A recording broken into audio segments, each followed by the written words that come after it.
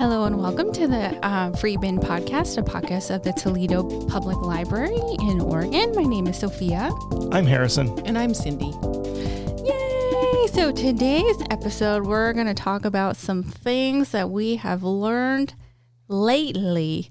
We're going to do a little show and tell. What's your special interest? So I'm really excited because I have so much juicy gossip. But first, breaking news. Okay, so we have a lot of exciting stuff coming up. So make sure to check our library website for all the upcoming events. And then if you have any questions, give us a call, 541-336-3132. Okay. So the first thing I want to shout out is Holla D&D, which is on December 5th and 6th from 6 p.m. to 10 p.m. So it's a one-shot holiday-themed D&D campaign for ages 16 and up. There's a limit of 6 people per session. You can only sign up for one session. So call the library or come in person and sign up. It's going to be really great. Yes. Yeah. Super fun. And then on the before our cookbook club and our adult craft afternoon, we have a family movie night on December 12th. Oh, that's right. Mm-hmm. At 6 p.m., we're going to be showing the Muppet Christmas Carol. So, yeah, it's going to be so fun. So, come prepared and comfy cozy in your jammies. We're going to have popcorn like we always do for our movie nights. So, just come comfortable and ready to have fun. And then on the 13th, we have 2 really exciting events. We have a cookbook club, which is a community potluck. So bring your favorite holiday dish and get ready to try other people's dishes, family style. Going to be wonderful. Yeah, everybody's invited. If you can't bring something, come and eat anyway, because we just want to open our doors to the community. And it's a kind of a lunch thing, right? It's 11:30. Yeah, 11:30 to 12:30. It's going to be great. And then the same day from 2 to 3 p.m., we have an adult craft afternoon. Get it? Get it? Brilliant. It's from 2 to 3, and we'll be making resin snowflakes. There's a max of 15 people, so sign up in the library or call us to get on the list. And that's what I got. Lots Busy. coming up. Busy. There's so much more, but that's what I want to highlight today. Right. Awesome. So All right. Sophia has the beverage. I did. I picked this up from Trader Joe's, my favorite place.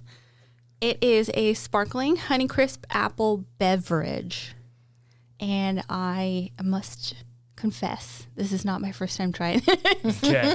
I cheated and I had 2 of these at home this week and they're so good. Honeycrisp is probably my favorite apple variety.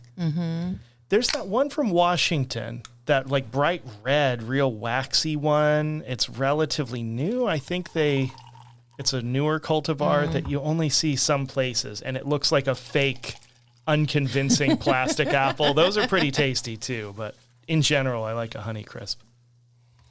Oh, yeah. I like the smell of this. Thank you. Yeah. It smells like an orchard. Okay. Okay. What are you doing?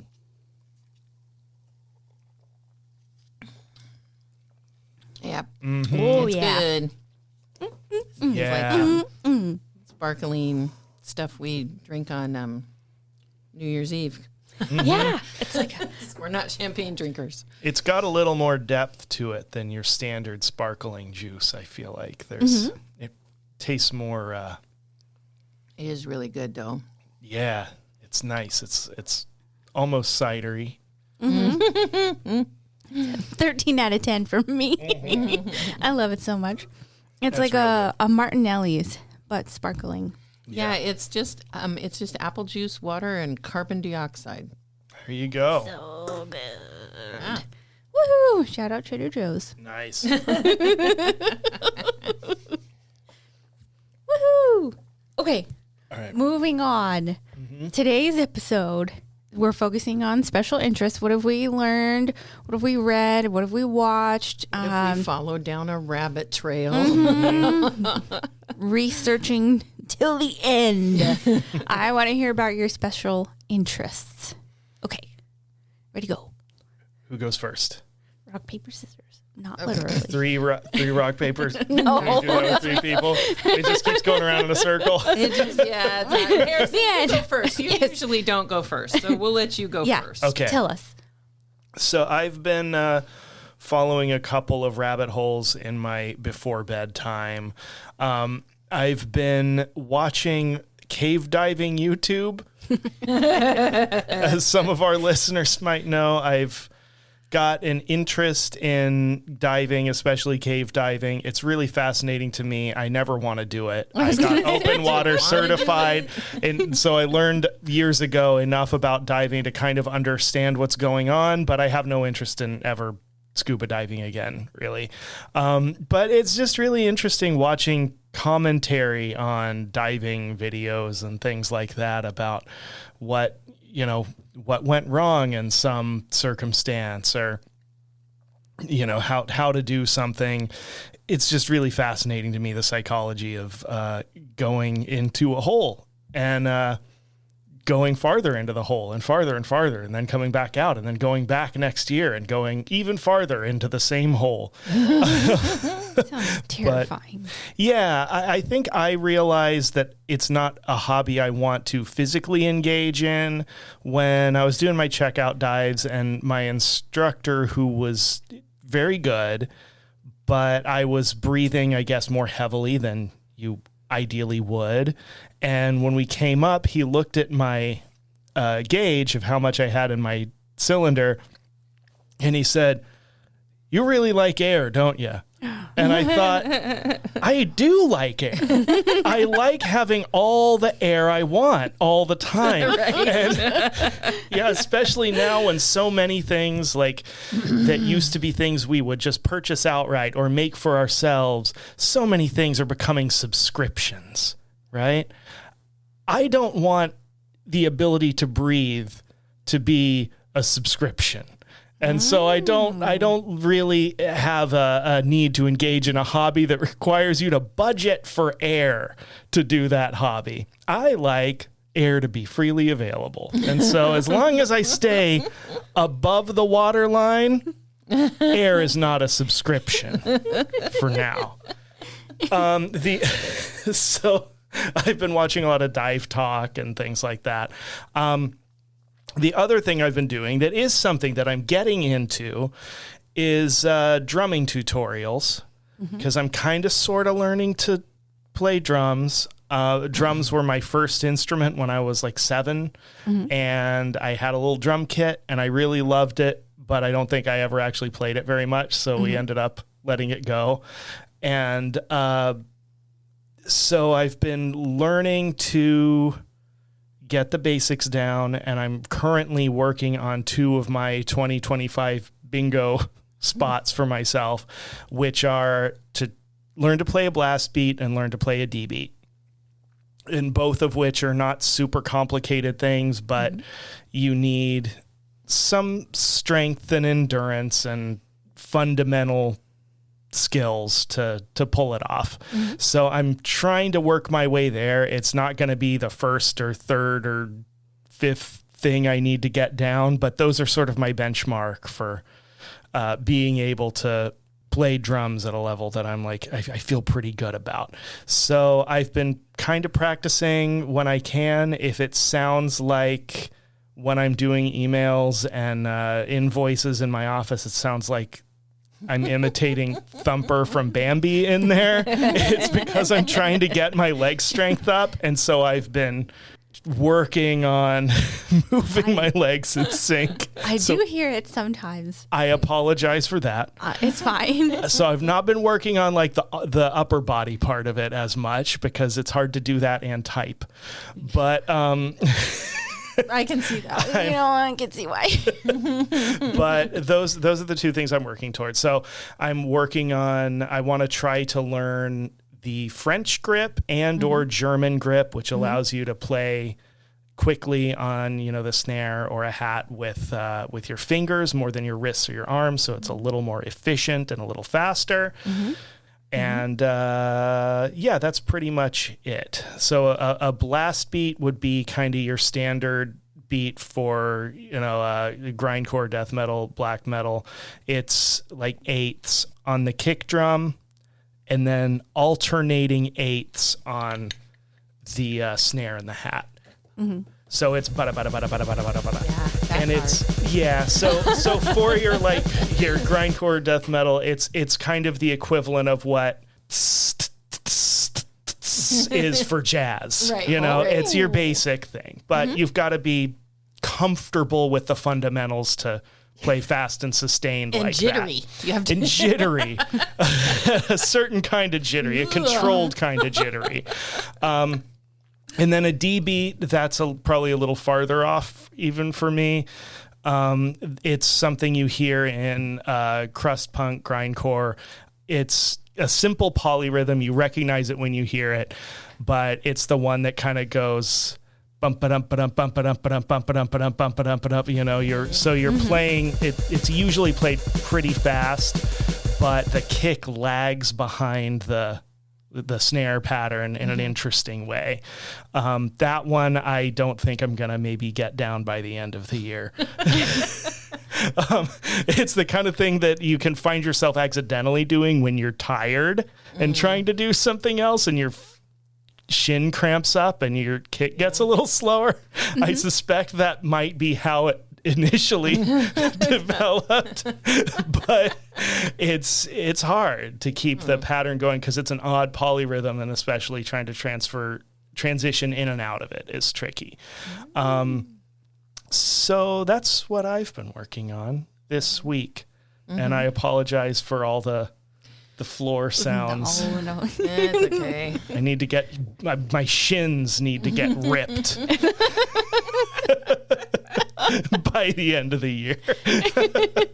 Well, my observation about drummers, and I was having this conversation with a musician one time, and it said, what we used to play a game where you'd pick your favorite band, so you're like your dream team band, and your vocalist and your guitar and your bass and your drums. Who would be those dream team people, And he picked a drummer, and I don't remember who it was. And I said, well, why did you pick that drummer? And he's like, because he has endurance and he's consistent. Mm-hmm. And those are the two best qualities in a drummer, is that ability to retain the same rhythm. And having done stuff with, singing with bands or whatever, it is really true. Because if the drummer gets behind, everything falls apart. Oh, yeah. Oh. And so I just think it's really interesting that it's not necessarily having all the skills and talent that you need. It's more an idea of endurance and consistency in how you play. And there is something that happens where a drummer is playing just at the outer limit of what they're capable of. That can be fun. Like when you hear that, everybody's really tightened together and then the drummer's just barely holding on. That can be a fun thing to hear too. So who is in your dream band? I can only remember the vocalists. I have two vocalists that I would want in my dream band. Freddie Mercury is my top choice. His vocal range and skill is amazing. And Steve Perry, just because I really like Journey. The rest of them, probably the bass player whose name I can't escapes me from Queen. I liked him too. What's his? See, that's the thing. I can't remember his name. I can picture his face. I'm sorry, bass players. Why do we always forget? Yeah. Or is he the Sophia's guitar player? No, it's the guitar player from Queen. Brian May. Brian May. That's who it is. Not bass. Scientist. Sorry, bass player from Queen. And he plays with his pickups out of phase, which is a fun little thing. And he has a pot. He has one of the pots on at least one of his guitars set so that it flips the polarity of his pickup. So he can pull the pot out and it's out of phase to get that pingy kind of funk twang that you get when your pickups are out of phase. And then you can flip it the other way and it's wired in normal. I love weird geeky stuff like that. Yeah, there's so much to it, and I think there's just so many really skilled people. One guitar player that is super skilled. He's the fastest flat pick player, Dennis Agajanian. He's. I don't know that he's playing anymore. I think he has retired, but he's amazing. I've seen him live. I mean, there's just another one is Phil Kagi. He's really good. He used to play with Santana on occasion. So, but we used to just pick out these, but I always come back to Freddie Mercury. I think he's gone too soon, and his voice was incredible. And it's just, and obviously because everybody, you say Queen or Freddie Mercury, and most people know who you're talking about. Yeah. Yeah. Yep. So that's my dream team. Yeah. Which is not much. I mean, not saying much. Do you have one? Have you done this exercise before? Never in my life. I was thinking, I was like, God, who would I choose? I don't know. Who's a good drummer?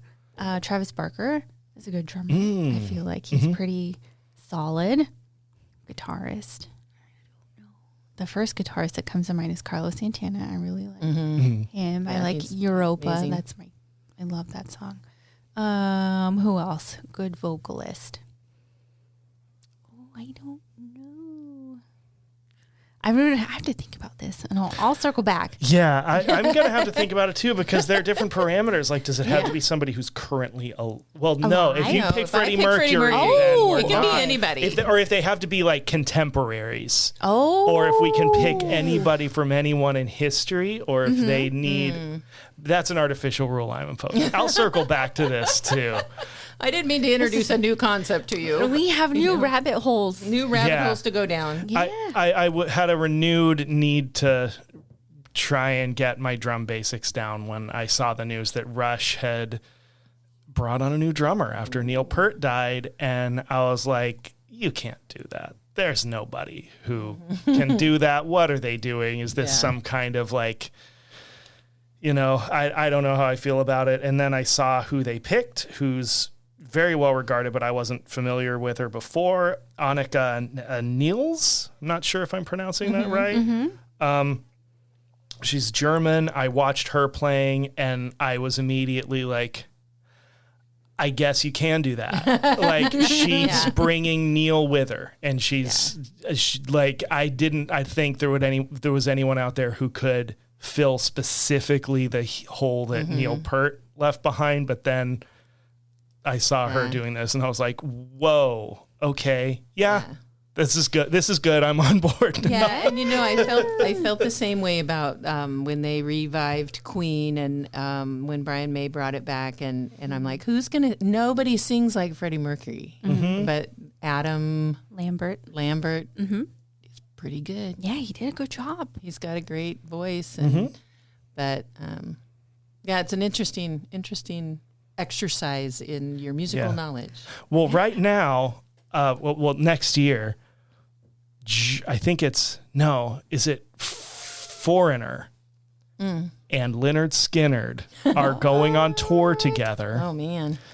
With no original members. What?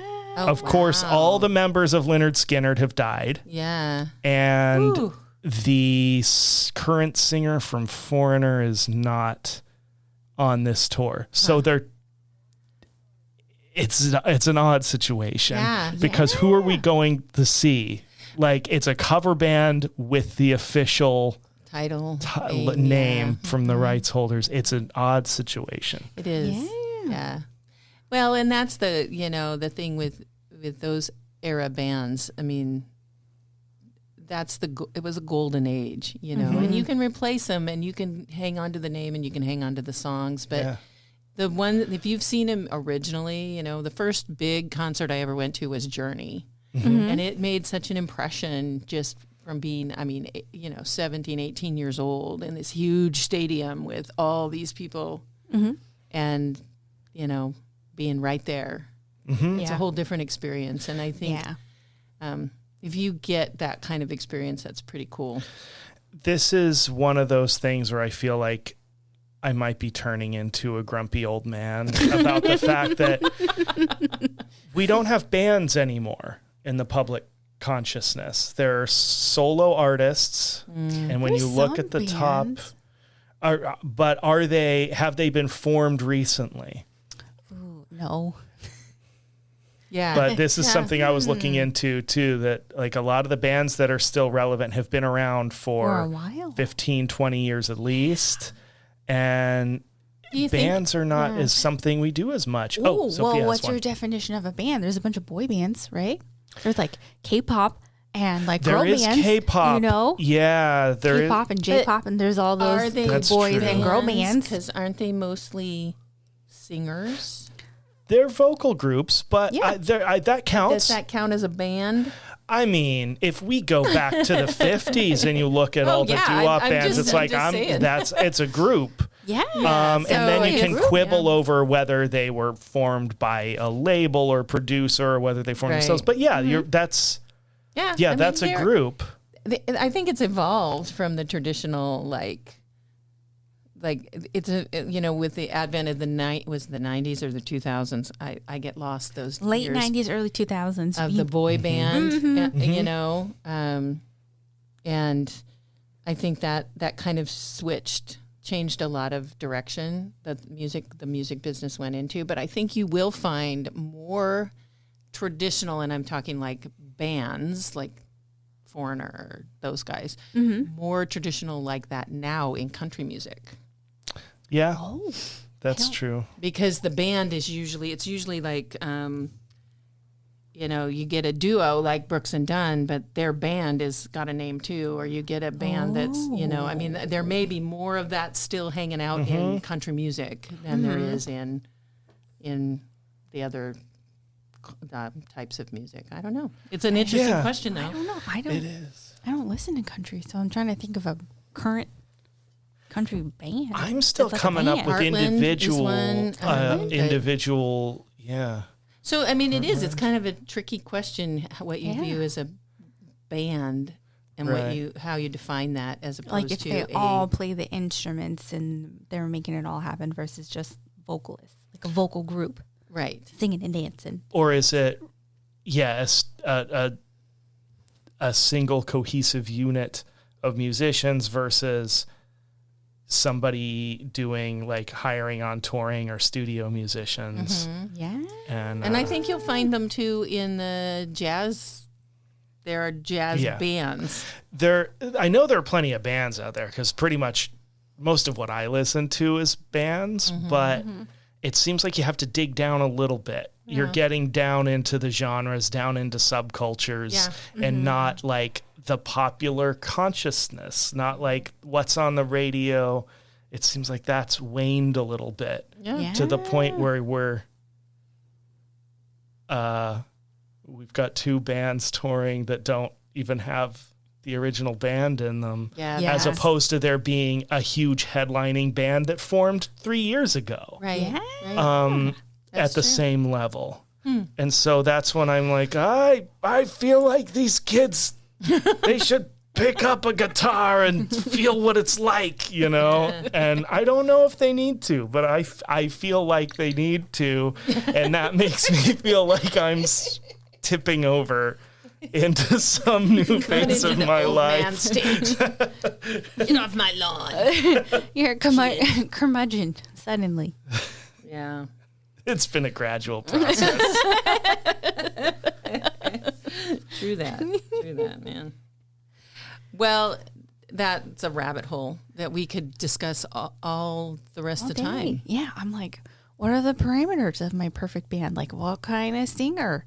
What kind of, where are we going artistically? Because, like, I love Usher. I love him. I love all of his ad libs. I've memorized all of his ad libs from his album. What's that one that came out? Confessions. All the ad libs on every song. But, like, what kind of, we could just go forever talking about this. Yeah. And how would you form a band with, like, an artist like Taylor Swift who sings by herself? Well, she has she has her backup, but she has her band that performs her songs. I mean, there's just that. There's that. How do you choose? And I mean, you would have to choose a male vocalist and a female. I mean, if instead of trying to compare, because they're very different. Yeah. So yeah, there's a whole lot there. Yeah. So much. We'll come back to this. Yeah, we'll come back. We'll circle Because back. it can't be as simple as picking just your favorite of each, because they might not work together. Yeah. Right. And see, that's where we need to put parameters. Yeah. Because my initial exercise in this was just your favorite, not who. No, it would be just like the best of the best that you would want in a band, but could. Obviously we know Freddie Mercury and Brian May could work together, but could we, can you form with each sound? Because each person's sound is different. And yeah, there's a whole lot there. Mm-hmm. Okay, that's another rabbit hole that we will revisit. Who's Another next? day.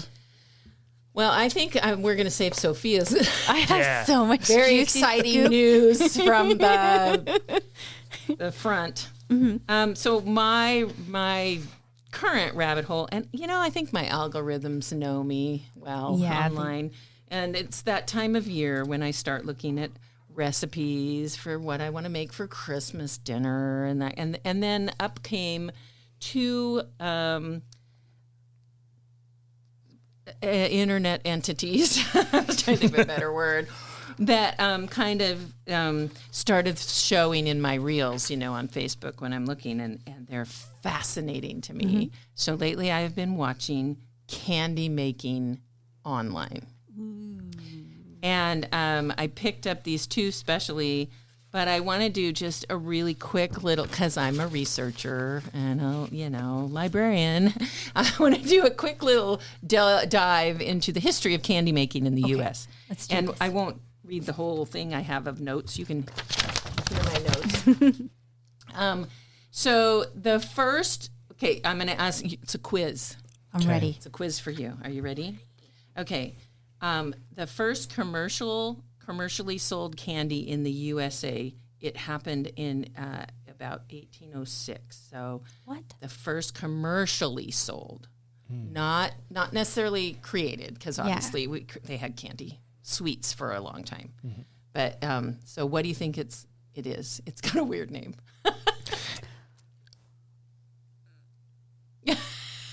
Nobody knows? Is it Necco wafers? Oh, you're so close. Yeah, close. I guess that because I know they were part of the rations for the Union Army in the Civil War. So close. It's called the Gibraltar. What? I know. It was the first candy to be commercially sold in the United States, and it's still being sold Really? in the town it was invented, Salem, Massachusetts. Oh. What is It is a hard Gibraltar? candy. It's like an old-fashioned dinner mint. It was white, and it came in lemon and peppermint. Mm-hmm. And Mrs. Mary Spencer made these candies and initially sold them from a pail on the steps of the First Church of Salem. They became a huge hit. And so she was able to buy a wagon, and she sold them regionally in towns and villages across the Massachusetts countryside. She also was a soapbox abolitionist who used the compartment below the seat of her wagon to help transport escaped slaves. Wow. By 1806, she had made enough money to buy a house where she lived on the second floor, opening up the nation's very first candy shop on the ground floor. And it is still in operation today. Wow. And it's called Ye Old Pepper Candy Company. Huh. Yeah. So Harrison did bring up a good point, because the next candy that kind of happened that became more famous is from the New England Confectionery Company, or Necco. How many of you have had a Necco wafer? Never. I never have. Never have had a Necco I wafer? worked with a pharmacist who ate those all the time, and I have funny. never had a Necco wafer. Oh, my goodness. I think that the ones they're selling now are from the same batch from the Civil War. They just haven't sold them all yet. So Necco wafers, it was founded in 1847 by the Boston druggist. It comes from the pharmaceutical industry, because he had invented a machine that automated the lozenge pressing and cutting process. That it would drop it down and press the lozenges in. Mm-hmm. And it was the first major evolution in the candy making industry. And in 1901, Necco was formed by merging with 2 other innovative candy companies, solidifying its place in American candy history with classic treats like Necco wafers. And you have not lived until you have eaten a licorice Necco wafer because they are the most horrendous thing I've ever put in my mouth. And Sweethearts candies that are still enjoyed to this day. So Sweethearts, what do they make? Conversation hearts. Oh, the call me. Those ones? Yeah. Oh, yeah. And so Necco, so it kind of, the industry, you can see it through the whole Industrial Revolution and the automation things happened. So one treat that truly stood out during this era was candy corn. And it was reportedly invented by George Renninger of the Wonderly Candy Company. Before World War I, corn was primarily seen as livestock feed. To change this perception, the Golitz Candy Company cleverly rebranded candy corn as chicken feed. And by the 1950s, candy corn had become a highly advertised Halloween candy staple. Today, it remains a beloved treat to some of us, not everyone, with Americans consuming how many million pounds annually, do you think? 5. Yes? I'm going to say 3. 35 million God, I was so wrong. annually, according to the National Confectioners Association. So, What's wrong with everybody? I hate to say this, but candy corn is popular, whether you like it or not. So gross. So when did you say the shift happened to where it started being viewed as livestock feed? Because it's been the staple, like human food in North America for Well, apparently ever. it says before World War I, corn was primarily seen as a livestock feed. Which is interesting, isn't that? Yeah, I'm just Different. wondering where that started, because that shift had to have started someplace before. Yeah. Maybe in different cultures. You know Yeah, what I mean? Right. Yeah. Oh, absolutely, yeah. yeah, I Yeah. can see that. So, anyway, so I have a quick quiz, and then I'm going to go on to my 2 candy maker companies that I watch online. I love a quiz. Quick quiz.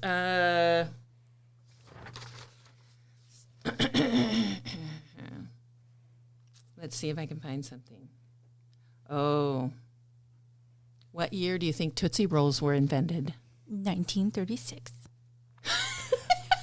That was confident. Well, all right. I was confident. I'm going to say 1903. 1896. I was so wrong, man. Oh, but you were just like 40 years off. 30 years off. It's okay. Leo Hirschfield creates the popular candy bar Tootsie Rolls, also known as Tootsies. I love Tootsie Rolls. I love flavored Tootsie Rolls. I love them all. Okay. In 1912, what circular candy was introduced? It comes in rolls and multiple flavors and in a Christmas book. Lifesavers? Yes, Oh. Lifesavers. 1912, Lifesavers. And later it's famous. It initially was only in peppermint, and then it later became 5 flavors. My favorite is butterscotch.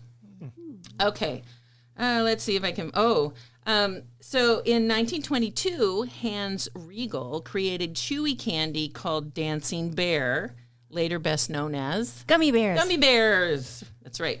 Yes. And then one of the biggest producers of candy is the Mars family. Mars and Hershey kind of took over that whole chocolate and all those candy things. But one last thing, in 1976, a very famous kind of jelly bean came out. Do we know what it is? No. Jelly Bellies. Oh. Jelly Bellies. I toured the factory of the Jelly Bellies In Fairfield? up in Wisconsin. Oh, there's Yeah. one in California. Yeah, we went on the little factory tour and got to see all the Jelly Bellies being made. It was cool. But Jelly Bellies are from an old Civil War recipe. Really? Yeah. So there's some interesting things here. Very interesting things. Anyway, so the two families that I watch on, well, one's family and one's not, is the Logan family store called Logan's Candies. And this guy who now owns it, Logan's Candies has been around since 1933 in Ontario, California. And it got sold a couple of times. It was the Jerry Rowley is the current shop owner, and he works. He started working at the shop at the age of 12, and he continues to work under 3 different owners until he and his wife and his family bought the store in 1982, and they've been running the shop ever since. They've owned it for over 40 years. And Logan's carries over 600 different candy items. And I think the reason that I watch this is because it's fascinating to me how this big copper bowl full of boiling sugar and turns into this. He pours it out, and if you've ever seen it done, like here on the coast, I don't know if they still do, but I think probably you could find a candy shop that's going to demo for you how they do it. They pour it out on the marble slab. He does a talk. He talks through the whole thing, and he's like, it's about 320 degrees when it goes down, and they lay it there for a little while, and then he starts folding it, and he puts in the flavors, and he puts in the coloring. And I didn't know this, but the white in the candy cane is the only thing that has flavor in it. What? The other colors don't have flavor. So he colors, like if he's going to make a candy cane, or he'll color something red and blue, and they're just a small portion of the sugar mass on the counter. And then he colors those first and puts them under the warmer, and then he gets the rest of it, puts the flavor in it, and the flavors that he uses are the purest form that he can find. So like he was making an orange cream one, and it's citrus, and he said, yeah, we just use just a little bit. It's the purest form of citrus that we can find, and it's like $500 for 8 ounces or something, but it's just only like 2 drops. Straight limonene right into it. Yeah, I don't know. Wow. And so it's just really fun to watch. And then he does it the old-fashioned way. You see a lot of candy makers that use the little machine that like rotates around and stretches the candy until it turns into, the toffee kind of thing. He does it all by hand on a hook. And it's a fascinating thing because it goes from this brown caramely color to pure white, and then he knows it's done. Wow. And there's so much interesting science to that, and I found a science page online, called steampoweredfamily.com. And it has a thing on candy science, and it's just really interesting to read, and I'm not going to go into it, but it's all about how the molecule works under temperature and what happens to the sugar molecules. And if you've ever made candy, and I've made caramel, and I've made fudge, which is another one that you have to watch your temperature on. You get too softball or hardball, and it's how the sugar responds under the heat and how it crystallizes. And so when he puts it on the hook to stretch that sugar, what he's doing is cooling it off. And as it cools off, it changes colors. Ooh. It's a very interesting process. So Logan's Candies on Facebook. They have a website. They ship across the United States. You can buy stuff. They're known for making candy canes, and they make giant candy canes. So they have they hold the world records for the biggest candy cane or something.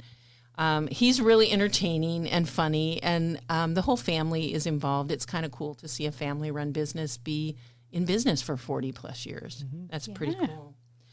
And then we go to the other kind of candy that this is one I could watch hours. So I'm like, this is fascinating to me. So it's the kind, and if you've never seen it, I'll try to describe it. They take different colors of the soft dough, I don't know if that's not the right word, that they make out of the sugar and water and whatever they put in there. They color it, They stretch it and get it all ready to go, and then they put it together into a giant roll that forms a picture on the inside. So so it's a giant, like probably 10 inches in diameter. I mean, not diameter. Yeah, diameter. And it's this huge roll, and if you look at it, you kind of see this blob of all different colored stuff. You know, this doesn't look like anything. And then they roll it out into like you would roll a candy cane, and then they cut it into like 1/2-inch pieces, and on either end you can see the picture in there, but it's teeny tiny. And it's so cool because I was watching them. They made a lemon wedge out of one, where it's white and then yellow and then white. I mean, it looks like a lemon wedge. And then the coolest one I watched was Frankenstein's face. They made Frankenstein's head, and it's so fascinating to watch these guys. And they're from a group called Rocks and Rolls.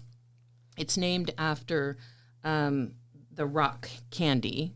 That's the kind of candy they're making, is rock candy, not rock crystal candy, which is different. But it's it's hard and crunchy.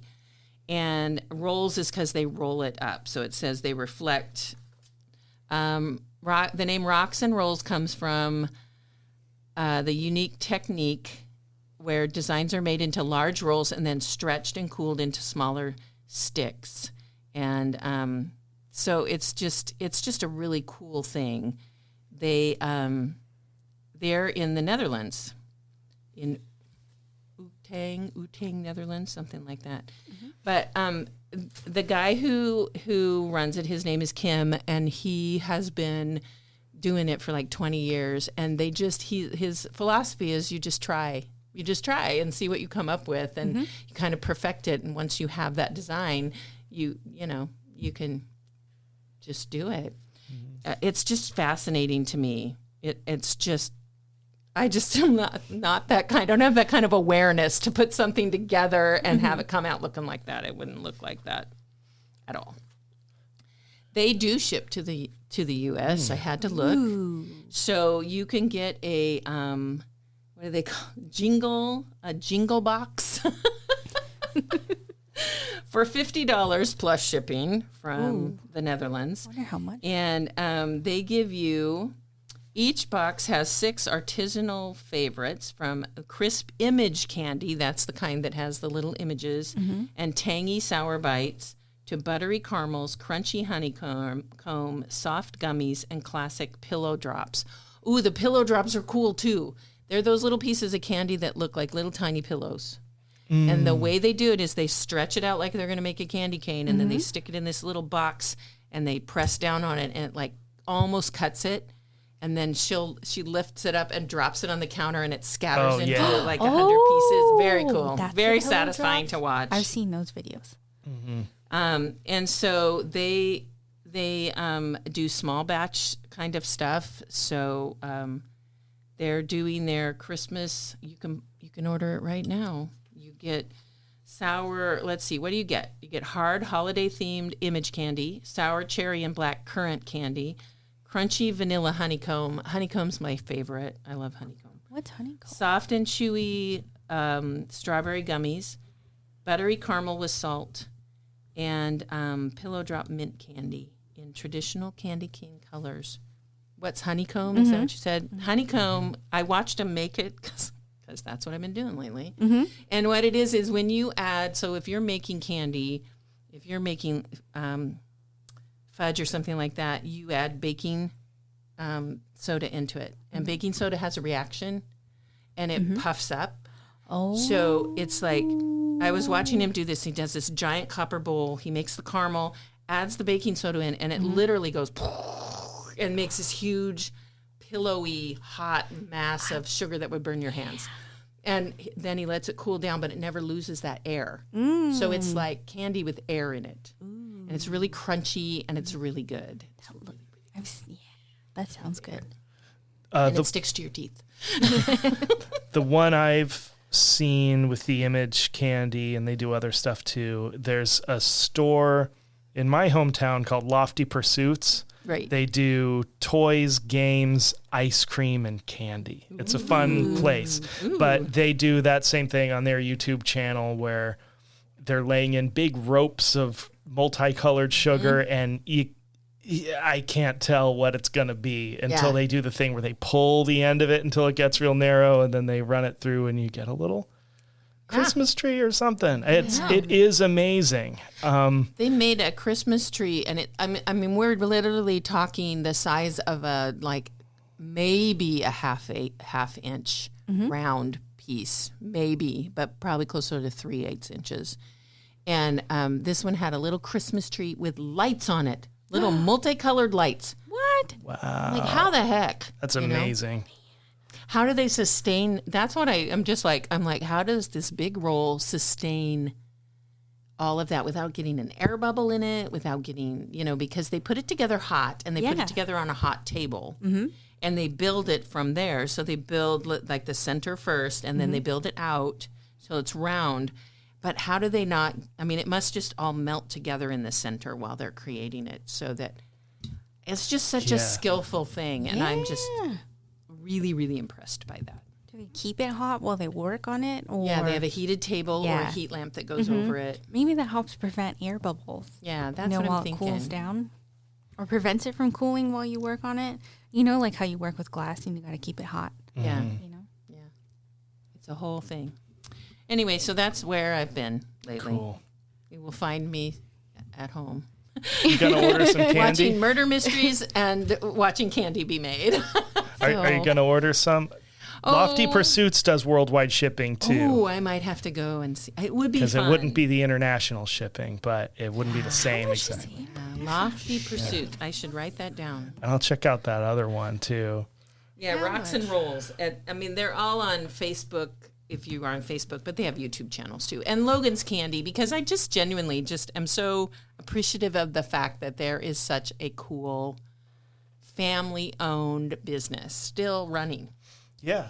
And it's not corporate, and it's not like mass-produced, and everything that they make, they do bring some stuff into their shop from other places, but because they do a lot of older candies and that kind of stuff, and so they bring that in, but half of it at least is made in shop, and that's just cool to me. Very cool. Anyway, so I'm done. Cool. I'm trying to look how much shipping is, but I think I have to put in my address to know how much you got.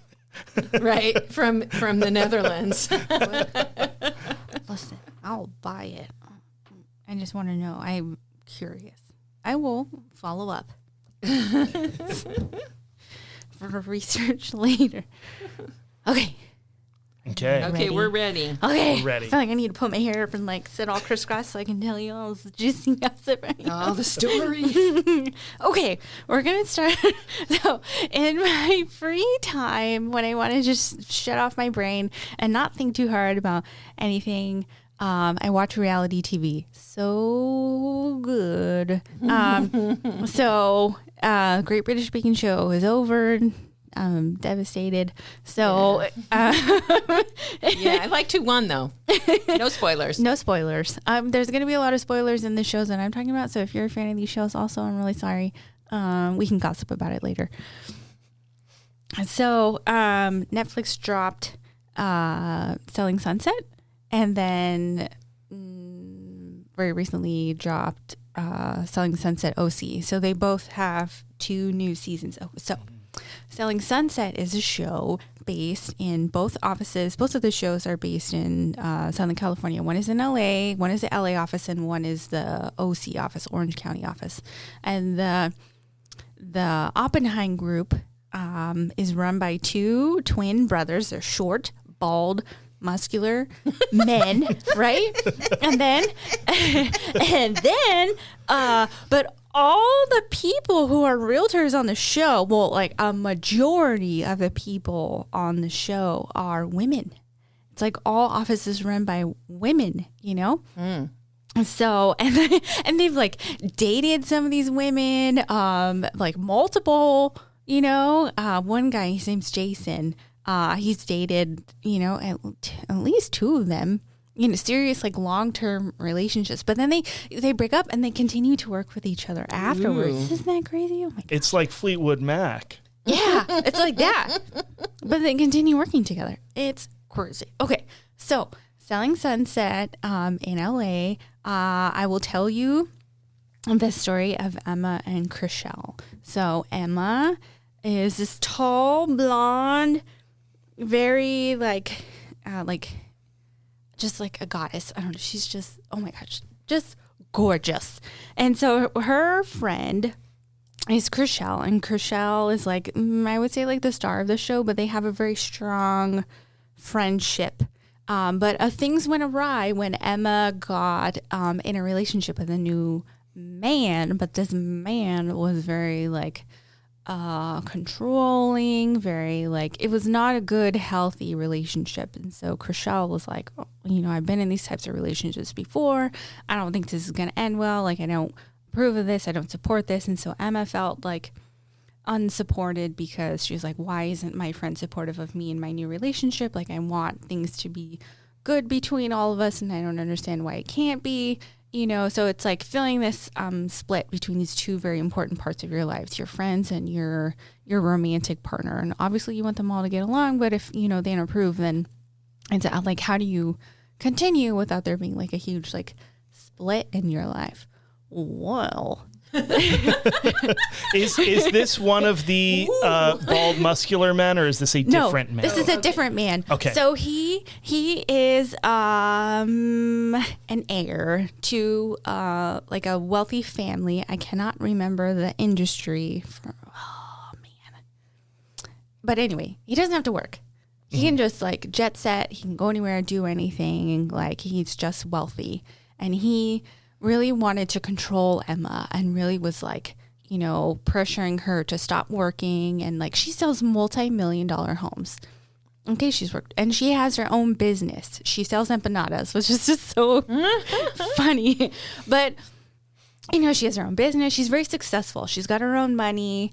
But he's like pressuring her to stop working, so it just feels like he's trying to like isolate her from her friends, get her to stop working, and then he can have her under his thumb of control, and she doesn't see it. She just like, she kind of sees that this is not good. But she's continuing their relationship despite all the red flags, which like, who hasn't been there? Let's be honest. I don't like him. Leave the guy. Bring the empanadas. Yeah. Have you seen the red flag guy on? Yes. Yeah. He'd be running around. Yeah, he'd be running around. And he should make a follow-up video on this dude and point out all the freaking red flags. So, like, we get to the reunion. So the season ends, right? And Emma is like, go Chriselle, and she's like, I broke up with that guy. He's the worst. And then they hug, and they're like, let's never let a man get in between us again. I'm like, hell yeah, like girlhood. This is so great. And then we get to the reunion, and freaking Emma is talking to him again. Oh my god! And so there's a fraction between Emma and Chriselle. And they're not really, they're like still friends, but they're not close like they were. There's definitely some hurt feelings, some distance, some space between them, because Chriselle on Instagram was like, made a comment about Emma's boyfriend being like racist, and she just said all this stuff about him. And with a big following like that, all those comments, like Chriselle has, she's got a lot of followers on Instagram. So, having that kind of influence and then saying that about the guy, which is like, it's not wrong, but all the hate went towards Emma.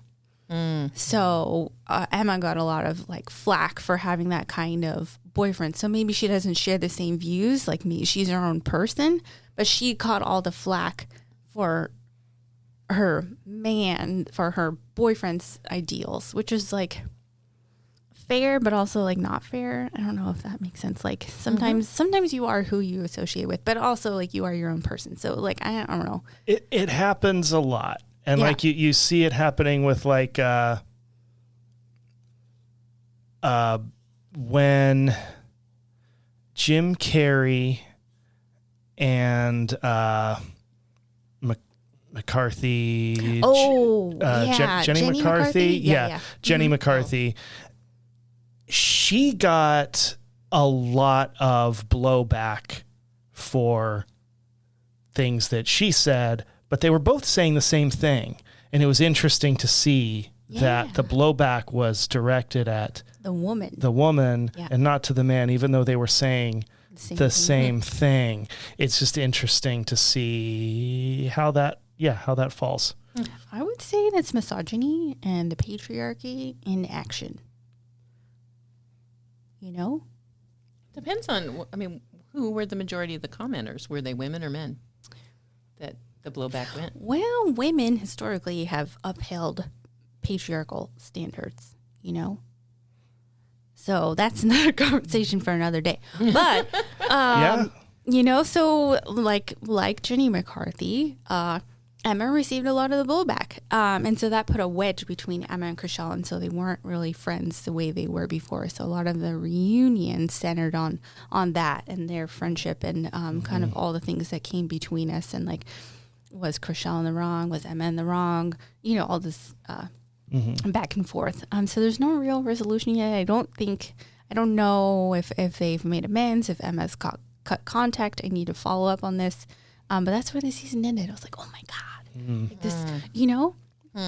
I'm picturing these moments, having seen a lot of these shows, at least passively, handheld crash zoom, like, and then cut to reaction. Yep. Is that how this is playing out? Pretty much, yeah. Okay. So, but it's happening in my head. You're painting a very clear picture. That's good. I can see this happening. This is great. I've got more gossip. Are you ready? Okay, so I'll make this selling the OC one more quick. I feel like it was like good. The season was good, but it was like not as good as the LA office. The OC is more, I don't know. I feel like just wasn't as juicy. I felt most of the gossip and drama centered around a pregnant woman being all gossipy and saying a bunch of stuff about everybody. But that's good TV. Well, they were trying to make good TV, but like that was because like nobody else really had much of a storyline or anything to go on. So like most of the season centered around that, and I was like, this is kind of boring. Like all they're doing is talking about how Ashton said this and Ashton said that, and sometimes what she said was pretty wild. I was like, whoa. But then people came back and like accused her, the pregnant lady Ashton, of meeting her husband on like a sugar daddy app. I guess it's called Seeking Arrangements, which I guess was very salacious. She was so offended, you know. But I don't know. People like meet your husband wherever you meet your husband. Like who cares? I don't care. As long as everybody knows what the basis of the relationship is, and I mean. It could be a problem if it's one-sided, but if both people know, like, here's what we're doing, and two consenting, have fun with it, two consenting parties. I mean, there is like a power imbalance, right? If one person is, very wealthy and one person is not, and there is something to be said about that power dynamic there. But I mean, if it's two adult consenting parties and they're, then who cares? Who cares? So the finale was okay. So Jason and Brett, they're let's go back to them. They're the ones in charge of the OC office also, and so at their like party to celebrate like $1 billion in sales, which is crazy.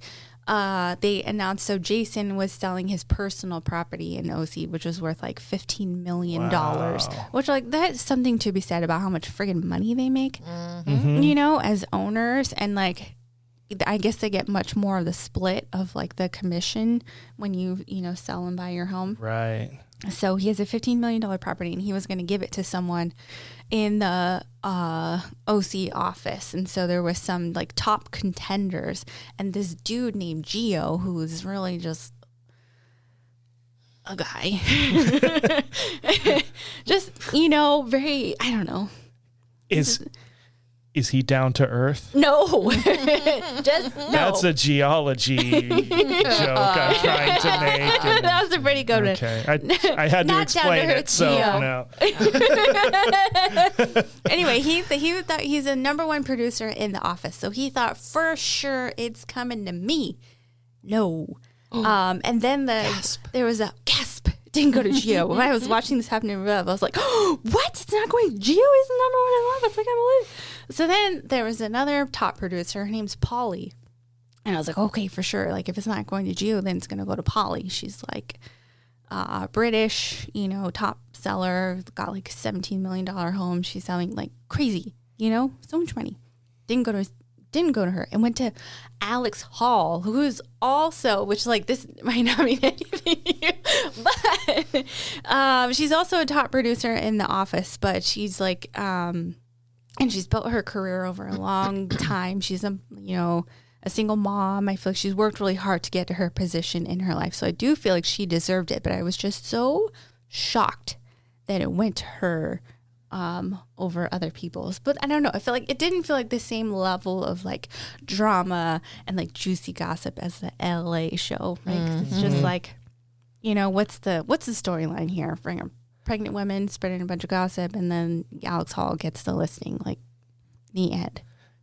You know? Yeah, it's not as personal. It's not as not as like, you know, to be vulnerable. Speaking. Okay, moving on.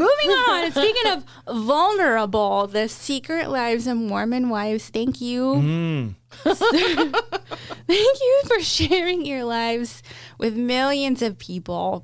Oh my God, it's so good.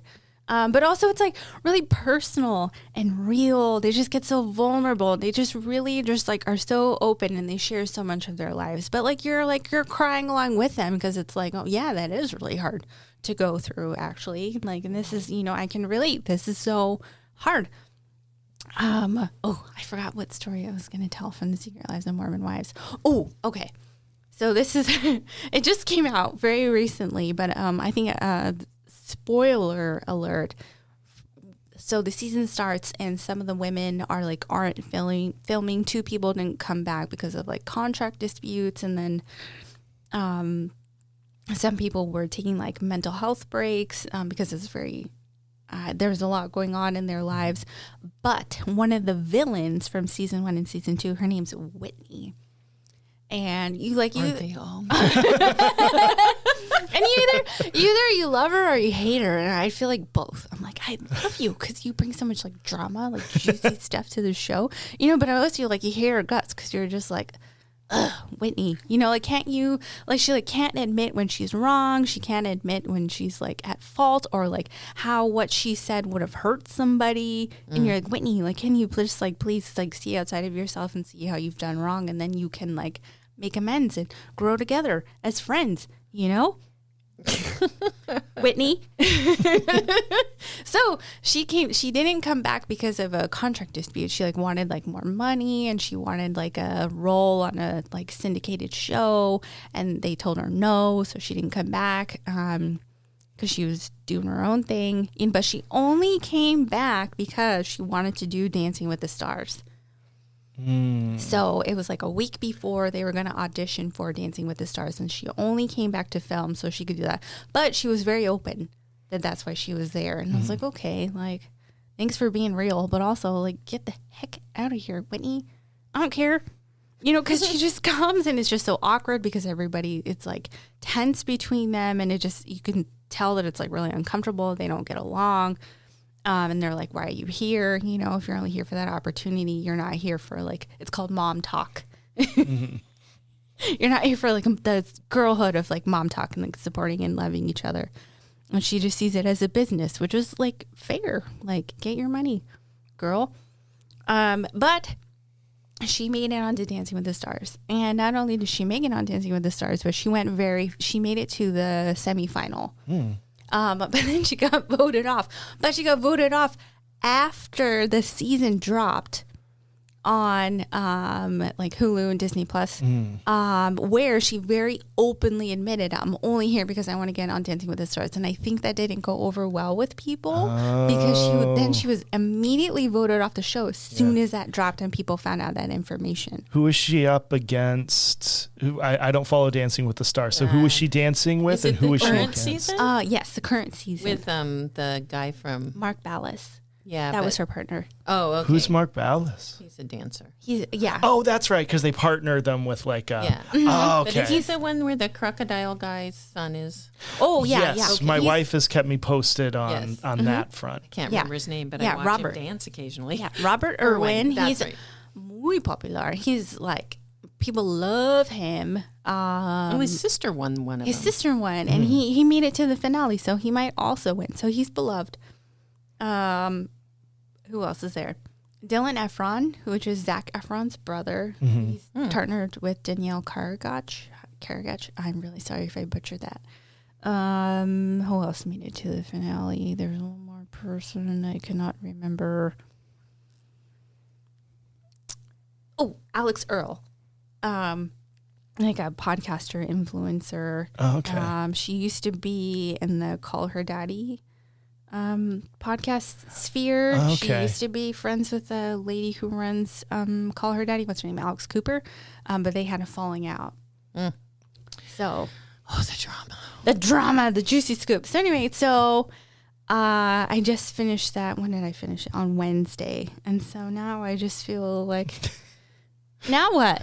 You know? Is I have to find another one. The Secret Lives of Mormon Wives, is that like mainline LDS families, or is it polygamist families? No, the main, they're all Mormon. Yeah. But they're not, there's no polygamy. But they do Okay. talk about, what it means to be Mormon for them and kind of their relationship with the church and like different cultural norms and expectations. And then how, being Mormon has affected them as women and as moms, and kind of like the teachings of the church and how that has affected them, as adults and moms. And some of them are currently practicing and some of them are, have left the church.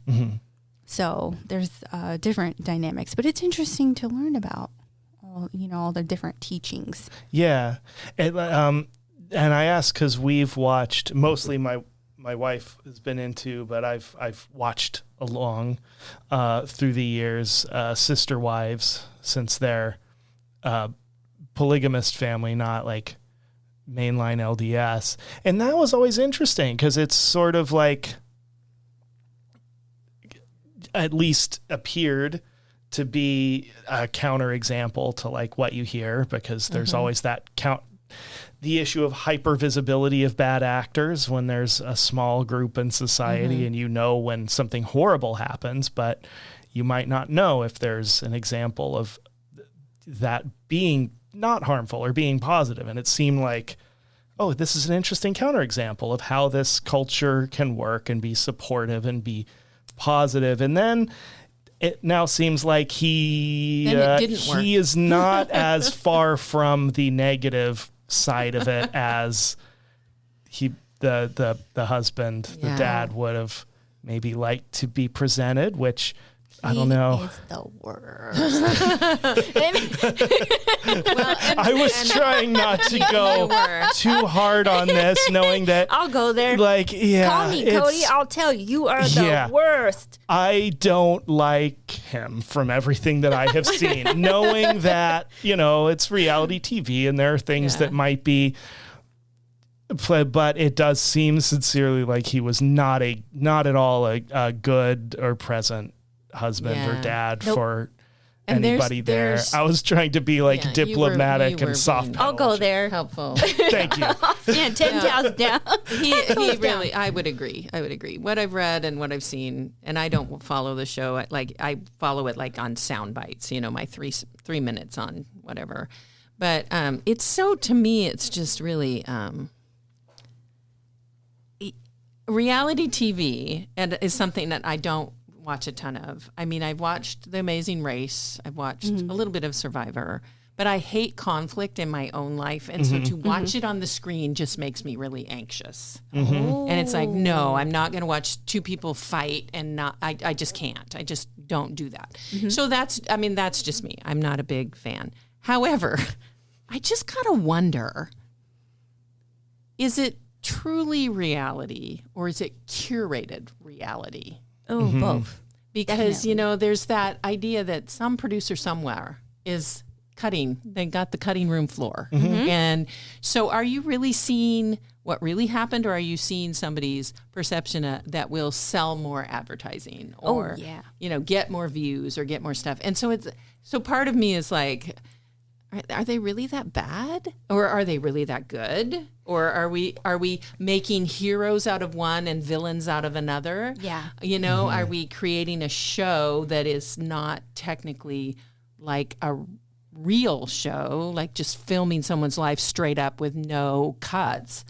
Or did the producers go, that one, she's got tendencies towards a villain. This one, she could be our hero.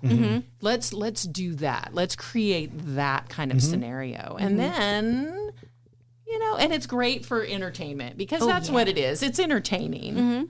But it's also, part of me is just going, are people really that bad? Yes, they and I think they are. And that's the scary thing. And I think it's when you see, like, some of those I figure are more like scripted and everyone's kind of ad-libbing to a storyline, but then when it is something like, there is a family and that the family really is falling apart, like, oh, okay, this is not all put together. I think my favorite example of that is I don't know if it's still around. Is MTV still around? Yep. Okay.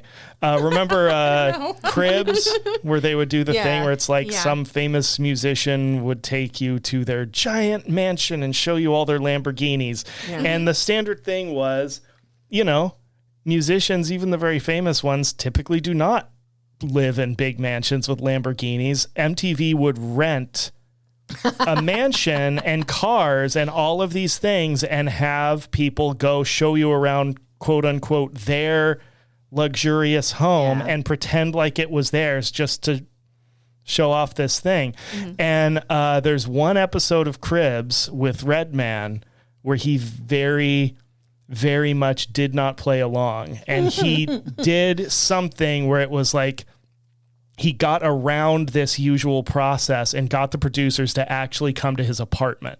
Oh, funny. And he gave them a tour of his actual apartment, and he didn't clean it. He didn't do anything. And it's hilarious. And that's great. Brilliant, because when they pitched it to him, it was the same thing. It's like, we're going to rent a mansion. We're going to rent whatever cars you want. And you get to play like you live like this, because that's what everybody does. And he did something where he gave them his actual address instead of, it's great. Wow.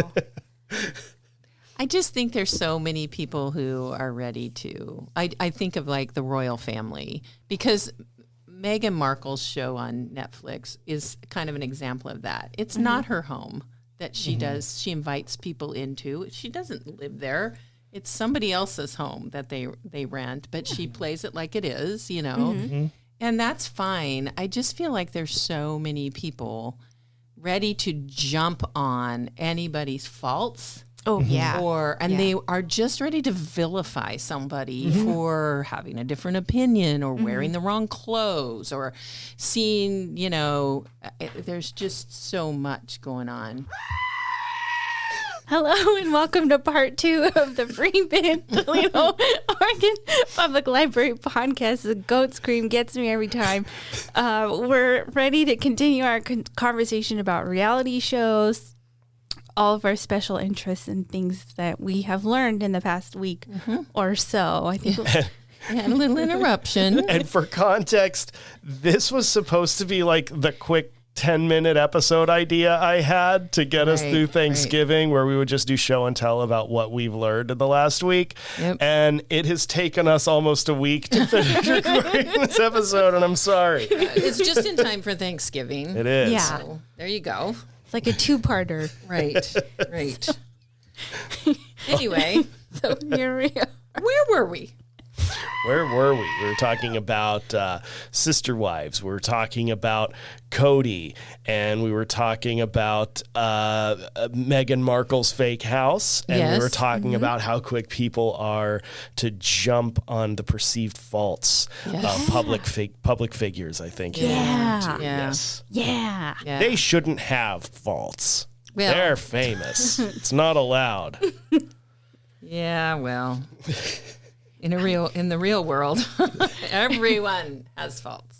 Yes. In public eye or not, and And I think sometimes we are very quick to judge without seeing the whole story or in context. Yeah, true. Because in editing, they put it all together in such a way they can like edit your story arc. They can take things out of context, splice things here and there, and put things together in a way where it drives a certain narrative or makes people look bad or good. And then they take it even further and they'll do like Frankenbites, where they'll take like an audio of someone and like splice it in somewhere, and it might not have happened in that moment. It might not be something someone's saying in that moment, but they'll just like so it's not even something that really happened or was really said. Yeah. To kind of further drive a narrative that they're creating. So I've learned about this because I was really obsessed with The Bachelor, The Bachelorette, and so this is a really deep rabbit hole. And I used to watch a podcast that would like recap the show, even though I watched the show, and here we are. So here we are. But I learned about all the editing and how they put things together to drive home a narrative and make people look bad or good, or drive a story, and then people really hang on to that, and it drives engagement. I think that's why they do it. It's all about that. Yeah, commercial breaks and cliffhanger episodes especially, they'll just completely leave it hanging on a moment that you find out never actually happened. Right. Which goes back to like old action adventure serials from like the 40s, 50s, right, where you end every little episode on a cliffhanger, and then the resolution scene would not resemble when it ended at all. Like, the hero was in a totally inescapable situation, and then at the start of the next one, he gets himself out of it. But it's like, he got himself out of it before the moment that we saw at the end of the last one. Right, right. Yeah. Movie trailers are doing that kind of thing now too, where they edit lines of dialogue and they put dialogue over scenes that don't coexist in the actual movie, and they imply sequences in the film using things that are in the film, but to create like whole moments that aren't in there, which is just it's a whole different thing. I think we've become the online world has become how many clicks can I get, how many likes, how many, how much engagement, because it's all driven by money. And if you get, the more engagement you get, the more money you'll get. And so it's kind of a bummer because a lot of times you anticipate something and then it never happens. Yeah, that's true. In Wicked 2, there was a trailer that had Ariana Grande in like a special dress, but the dress got cut. It never made it into the film. So you watch the film and it's not there. Ooh, that's just tragic. That's not good. Hey, if you're enjoying the free bin, make sure you give us a 5-star rating on Spotify. And when we post episodes, you look for that share button. That's we right. really appreciate that. We don't make money doing this. We are a public service, but it is helpful. Well, we're a public show. I'm not sure we're a public service. Unless you really want to know about reality TV. I'm here to talk all day. Yeah. That's right. That's right. Sophia's very passionate about reality TV. Although I think reality TV, it's kind of a misnomer, right? I mean, you just told me how it all fakes it out. Yeah. And so how is that reality? It's not. It's just real people. But it's I guess. And sometimes I think the shows I was talking about, like they get cast for the show. You know what I mean? Like, and so like in Selling Sunset, they're like brand new to selling houses, So, and then they get cast specifically for the show. So it's not even like they're going and like seeing them where they are in their place of work and how the dynamic is currently. It's like a curated reality. Right. So I have to tell you, because this is new since the last time we talked about this, you have infected me. I started watching these reels on Facebook by this girl who does Where They Are Now. So she goes back to like Say Yes to the Dress and 4 Weddings and all of those kinds of things. And and then she recaps what happens. And then she's like, where are they now? And it's like this one show was for 4 weddings. And if you guys don't know what that is, it's this show where 4 women who are getting married compete to have their, I don't know what they win, best wedding. I don't know. I think it was money. Yeah, there's Wasn't it something more in like there. A honeymoon. I think it's a honeymoon. Yeah. Anyway, they kind of compete, and then everybody else has to kind of vote for them and which wedding was the best, and it's based on food and the dress and the party and blah, blah, blah, blah, blah. Anyway, so this one that she did, there's like 4 people, and she goes through each one, and then at the end, she's like, where are they now? Well, they're all divorced. Just was like, oh my God. So obviously the wedding, okay. I mean, it was just like, but some of them, like the Say Yes to the Dress, she'll show like this one lady who, her mom had cancer, and they came in and she tried on her mom's dress and she just loved it, and blah, blah, the whole, did you say yes to the dress? I said yes to the dress kind of thing. And then she showed him in the future, and she's like, and the mom is still okay. She's in remission, and they have like 2 kids, and they're happily married. And it's like, oh, that's nice and heartwarming. I like that. love that. But, anyway, it's kind of a fun thing to watch. There's a moment that has stuck with me forever and just sort of haunts my brain from one of those British kind of exploitative Romany shows. Remember, there was like my big fat wedding. Oh yeah, yes. those are terrifying. And I watched those. We watched those for a while, but I remember there was one with a wedding, and the girl was ordering a dress, and she just got stuck in this loop, and for a long time she was describing the dress she wanted, and she was just going, so I want it like a Spanish style, like, but with like a pineapple, and like, but like a Spanish and like a pineapple, but with a, but I want it down here like Spanish kind of, but like with, with like a pineapple on, but with Spanish. And she just kept, and sometimes when I get stuck trying to describe something, it creeps back into my head, and my brain just starts going, just like, pineapple. but like Spanish, but like with a pineapple. And I think I saw that one.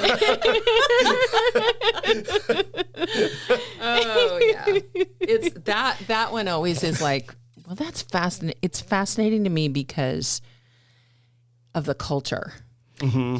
It's very interesting culture. I mean, it's sad because those it does. girls think these elaborate weddings, and then what do? You go home to be a stay-at-home wife, and what do? You clean your trailer over and over. You become a mom, and that's it. That's your whole life. Yeah, I mean, and they seem to. I mean, I don't have anything against stay-at-home moms or anything like that, but I think it's almost like this is what you do. Yeah. You don't have any other choices. And most of them are like 15, 16 years old. And to me, it's just, it's just kind of it's their culture. And if they choose that, that's fine.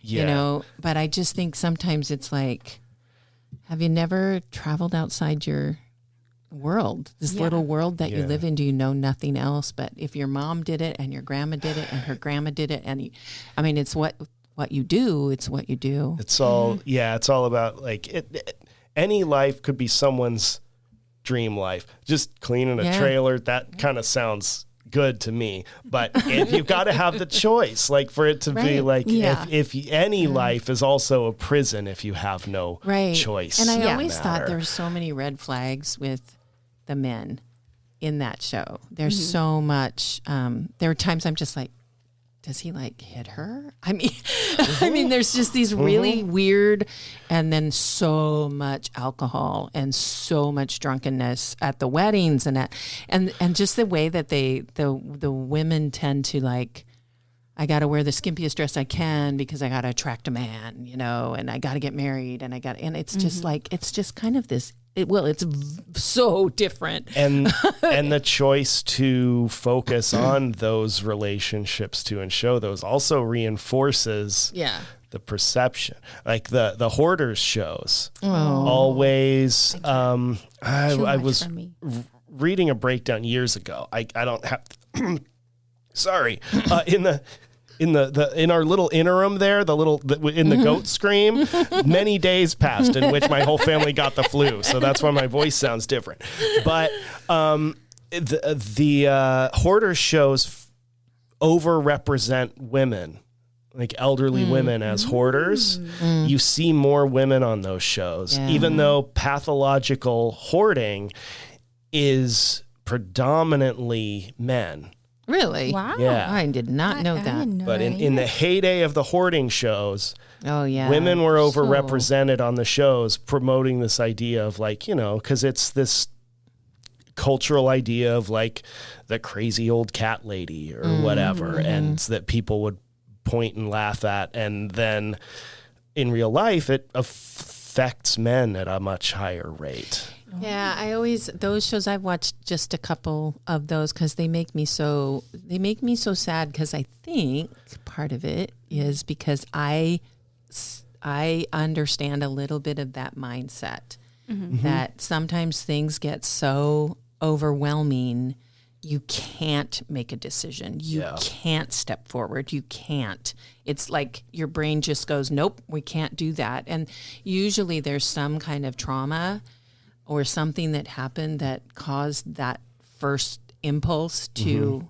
save everything, and then it became so overwhelmingly out of control that there's no change. You can't change until somebody steps in and helps you do that.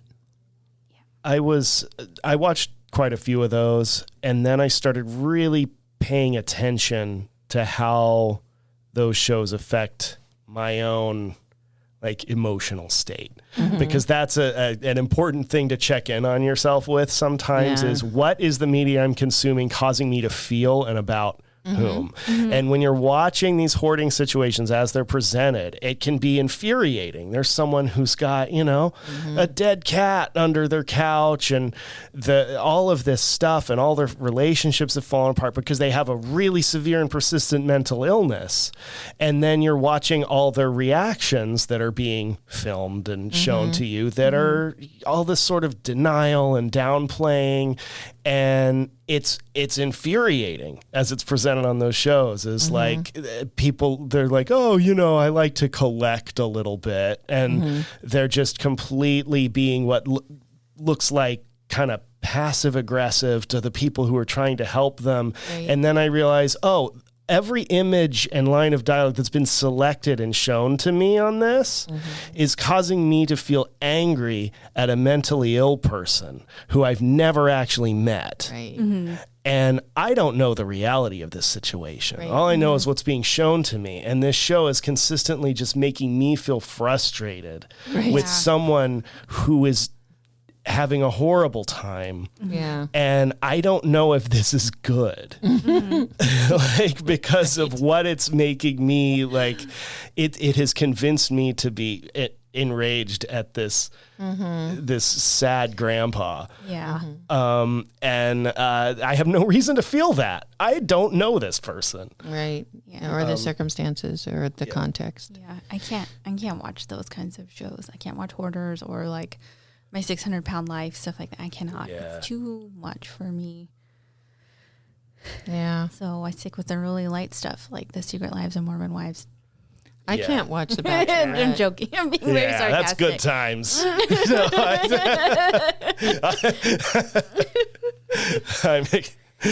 I'm ignoring the wink. Yes. Yeah, right.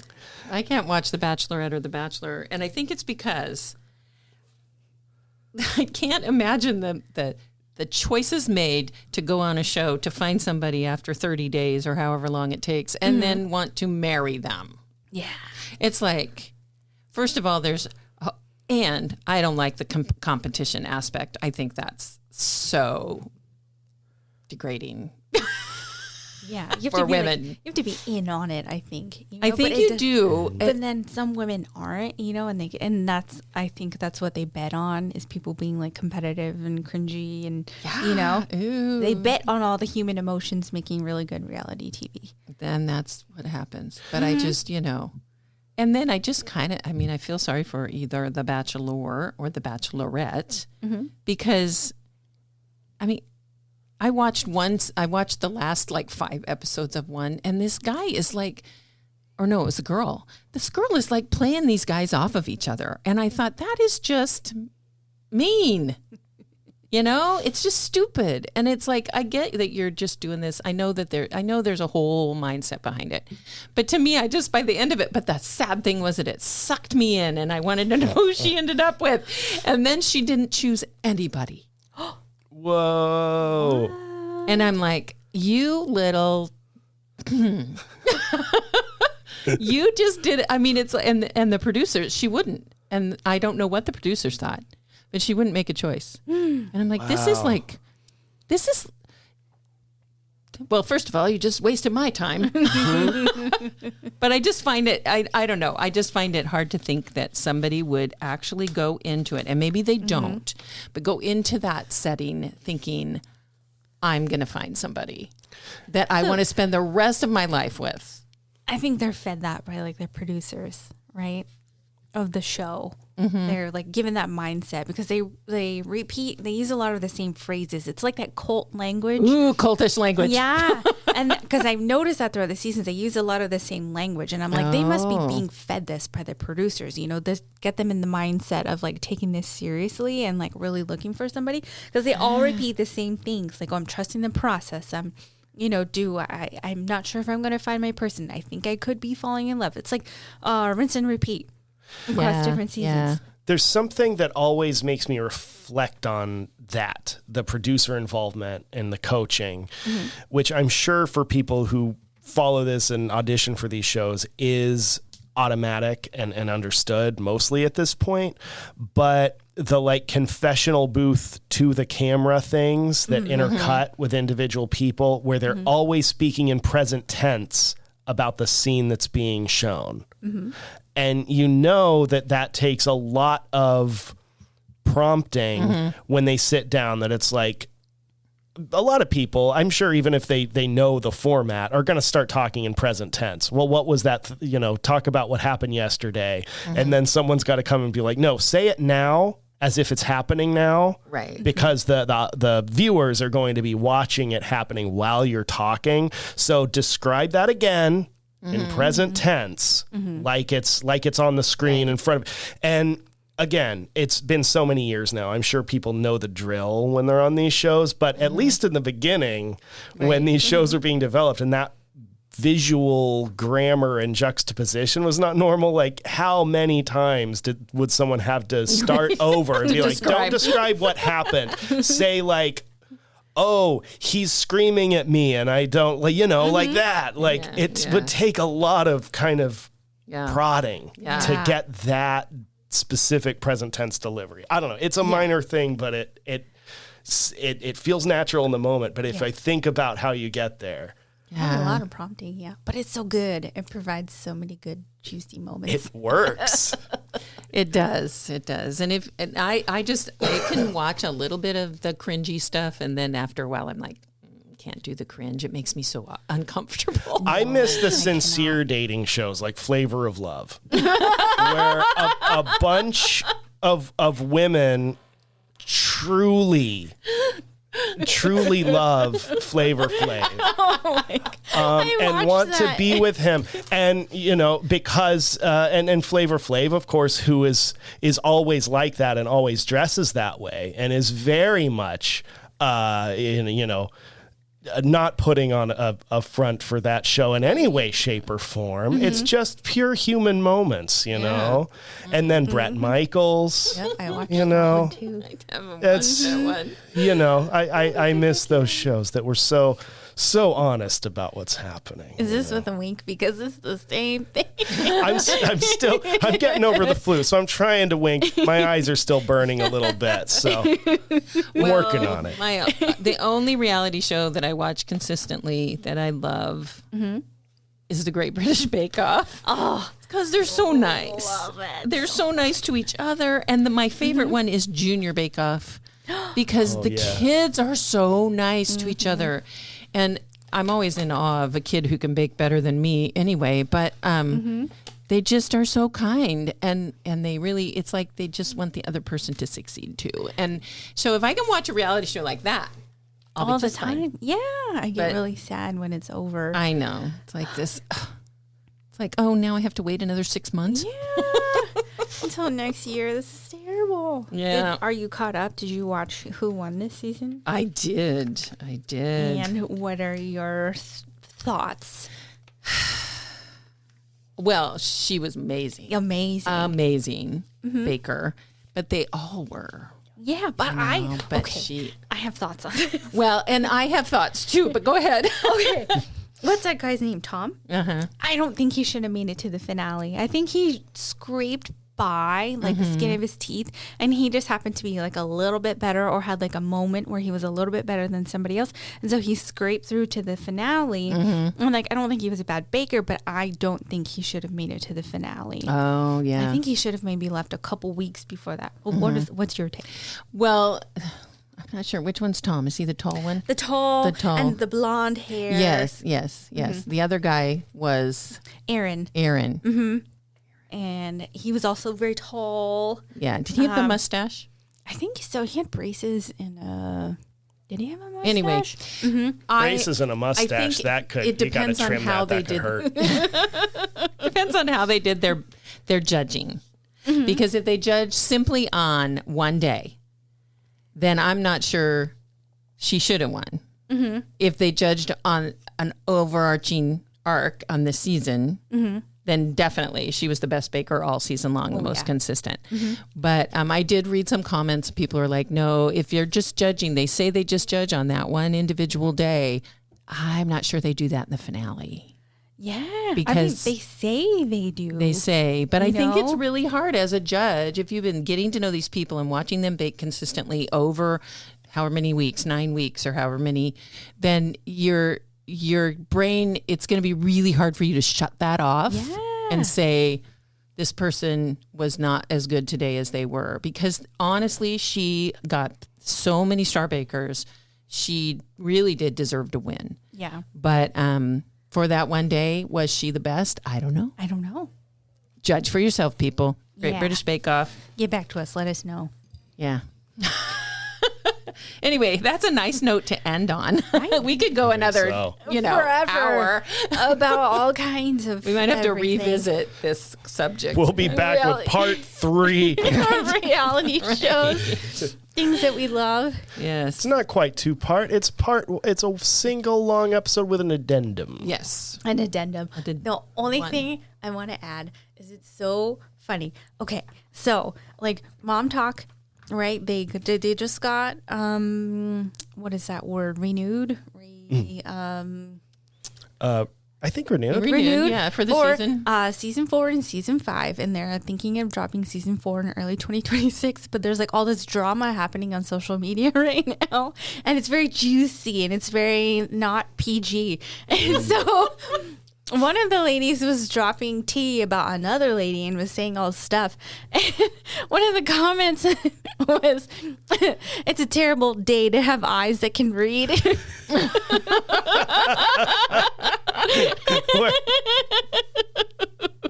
And we're putting that above the circulation desk.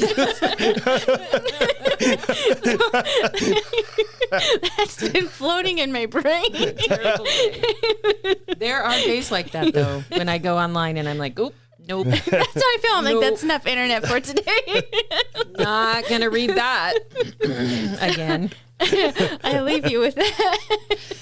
Yeah, so my best wishes go out for Happy Thanksgiving. Yes. Oh, yes. Have a great Thanksgiving. Have spend time with the people close to you. Yep. Yes. And maybe some people not close to you, too. Yeah. Have a good time. All right. We'll talk to you all next time. All right. Bye. Bye.